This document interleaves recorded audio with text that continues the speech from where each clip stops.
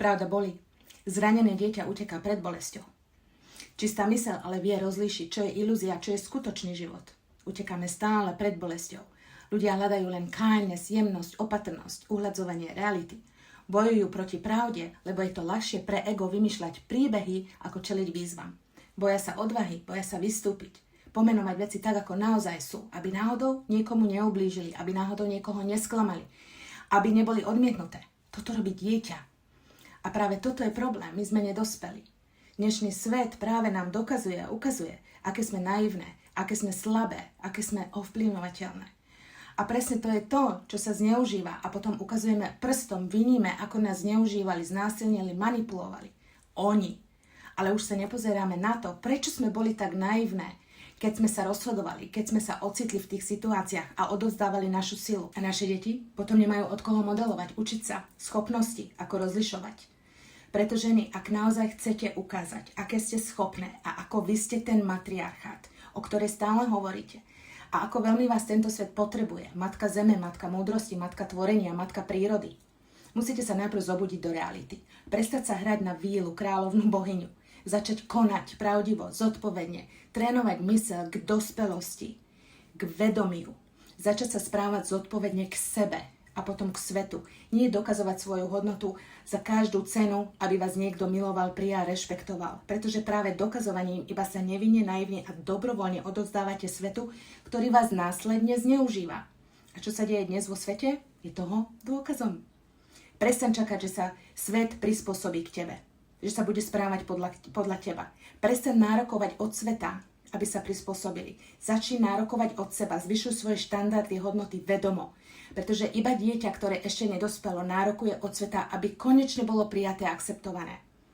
Mali by sa ku mne správať tak a tak. Mali by ma pochopiť, že som žena. Nie. Dospelá žena dokáže rozlišovať, čo je pravda, čo je ilúzia, čo je správne a čo je klamstvo. A práve v tomto je sila. Pravdivosť, odvaha, disciplína, konzistencia, vnímavosť. To všetko dnes odmietame. Ak chceš byť ženou, ktorá tvorí svet a nielen reaguje naň, musíš dospieť a začať rozmýšľať, rozlišovať a nie hrať sa na ženskú energiu, ktorá sa schováva za flow, emócie a nalaďovanie, ale pochopiť svoju silu, pretože realita je tvrdá. Matky vychovávajú generácie.